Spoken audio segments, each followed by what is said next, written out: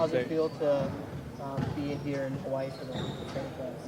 Very easy to get loose.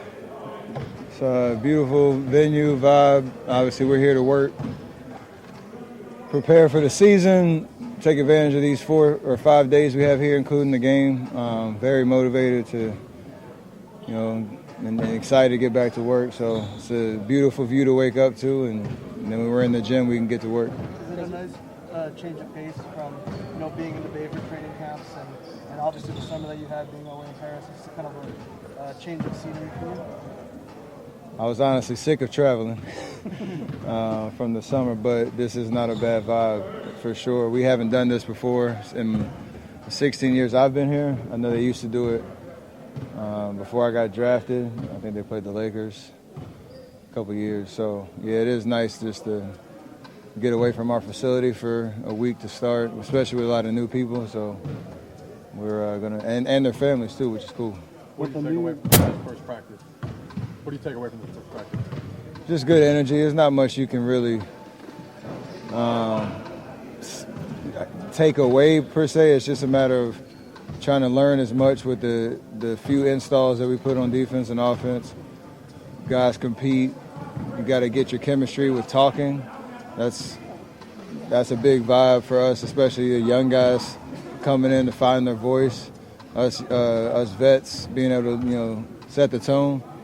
So I think we checked that box, but we got marginally better just by trying to focus on the things we were learning on both ends, and we'll build off of that. You've had almost the perfect backcourt partner starting next to you for a decade. Obviously, he's gone now.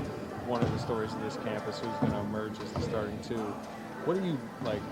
What's ideal for you as a starting backcourt mate next to you?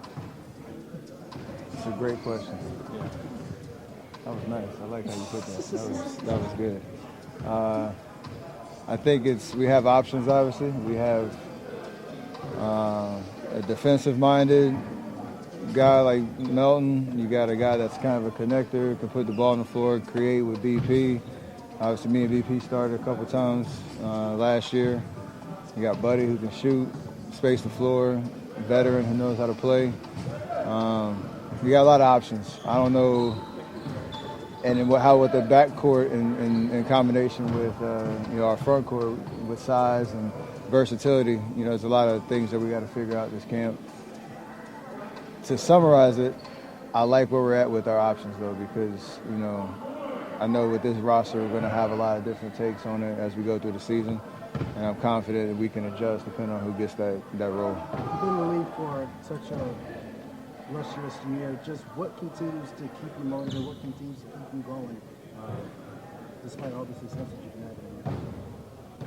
had? Well, the success comes from just staying hungry, just and enjoying basketball. Like, I love the place. It's my happy place. Besides being at home with my family, this is where I find the most joy. So there's an appreciation knowing that the game will end at some point, hopefully not too soon, but I get motivated by just trying to get the most out of it I can. I love the work. I love the camaraderie. I love the competition. The business of the game is heavy as you get deeper into your career with the expectations, but when you get into a season, this is the fun part, so I enjoy it. What makes Melton such a good defender? Mindset. I think he built his identity around it. He has the skill set, obviously, wingspan and foot speed, IQ. But there's a lot of guys that just hang their hat on being a defensive-minded guy and knowing that that's how they can help a team win. And I know he works on it mentally and physically to be able to do it. I know he just wants to be healthy and showcase who exactly he can be on that end of the floor. How special is it to know that Hawaii doesn't have an NBA team, and you guys will probably be the only chance here on the islands that they get to see an NBA game? I think it's cool. Not just the NBA has done a great job of taking teams all over the world. Denver and somebody else, Minnesota maybe, I think are in Abu Dhabi. You've had games in China, you've had games in Europe, you've had games in Mexico. here in the States, or here in Hawaii. So it's great to open up our fan base, the team, like you said, the community that doesn't get the chance to see 41 games a year. So hopefully there'll be great energy in that building. How do you feel your leadership has evolved throughout the years with just not only just keeping yourself at a high pace, but also mentoring the other guys as well? Just giving them what I know, being an open resource. Again, setting the tone in practices and film sessions and games to try to raise the level of competition. And again, I play with joy, I smile, I have fun, try to create an environment where people feel welcome. And I think that goes a long way. But Jeff's talking about taking like 8 to 10 threes per game, and handling the ball more. How ready do you think he is for, I guess those opportunities that are vacant right now? Yeah, I think obviously with Klay gone, he took a game. I think the math, you want to be able to fill that at an efficient clip. It is, again, a mindset thing to come in that's, looking for those type of shots, being confident, the ball swings at you, and you're open, the game says shoot, you shoot. We live with the results, you put the work in, try not to overcomplicate possessions. The first good look you get, you should take, and for him being in that position, whether he's creating off the dribble or the game is creating it for him, knock it down. That's what you're here to do. How do you view your Olympic experience in retrospect? A couple months now removed, and you mentioned being a little travel weary, but just how do you feel coming into camp? All the things I did this summer, I am rested and rejuvenated. The Olympic experience was great. I'm glad I did it. I built such a great bond with those 11 other guys, the coaching staff that I got to play with and be with for 6 weeks. Thankfully, we got it done. It was a storybook ending for sure, something I'll remember forever. And I think it's just good momentum to build off of, personally, to, again, get the most out of this game that I can, coming into my 16th year. Easy to find motivation through that. And I even brought my medal with me, so I keep it on me. You're coming into your 16th year. I know that the three-point line has been your key to your success as far as also the mid-range game.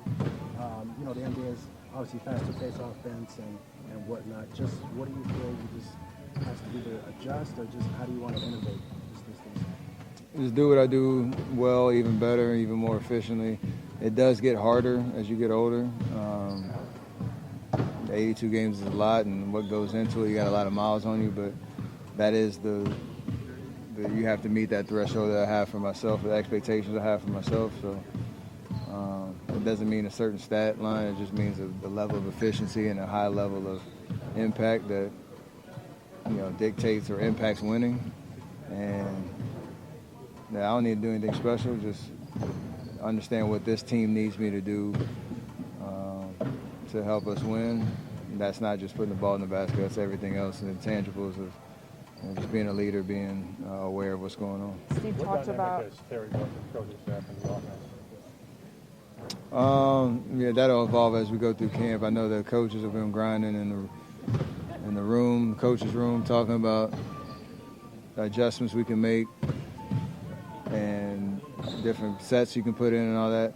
He hasn't talked much in practice just because we just got here and just got into it, but I think you trust his experience, you trust his kind of viewpoint in the game, and when he talks, you listen. So as we get deeper into camp, as we get closer to opening night, I'm sure I'll have more, to attribute to him because we need it. one of the adjustments that Steve talked about was implementing more sets within the offense instead of maybe the organized chaos that you guys have played with for so long.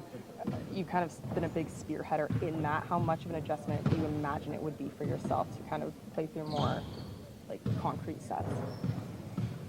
I think we obviously, I've said it plenty of times, we need to evolve with how we're featuring the talent that we have on this team. This is the roster we have, and I think we have enough just putting guys in the right places to be successful and leveraging, what's worked within our system over the years. So there's a fine balance there.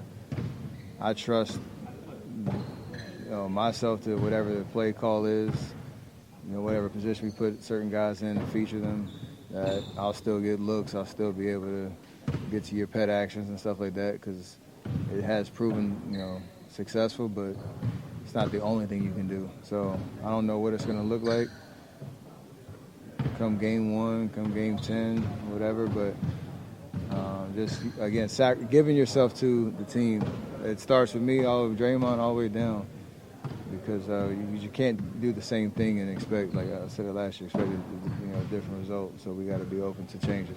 You mentioned two more questions. Go ahead. You mentioned it being the 6th year in the NBA. I know it probably seems like it was just yesterday when you got into the league, but just what it feels for you to continue to be in Golden State and continue to play like this. I'm blessed, man. I've had a great experience and journey being here for these many years, seeing all the different iterations of this team, 4 different coaches, championships and all the other things that happen in between. Like I said, I feel like we have a lot more left in the tank, myself included, to go try to win at the highest level. I'm up for the challenge, and to be able to do it for one franchise means the world. So I'm hoping that I can accomplish that as we go, down the stretch of my career. What's the most interesting fact you've learned about one of your new teammates? Anything catch you off guard? Nothing caught me off guard. I went to a Mets game this summer, and Kyle Anderson was sitting right behind the third base dugout. I didn't know he was a huge Mets fan. He goes to a bunch of games in the off season. They put me on the jumbotron, and then he texted me like, "Yo, I didn't know you was here watching my team." So yeah, you get to know guys' backgrounds a little bit. That was a fun way to figure it out. He was at the game, and he called me up. Great, thank you. Appreciate that. That's it for here today. Thank you. An email later tonight for Oh, thank you. CurryBrain.com.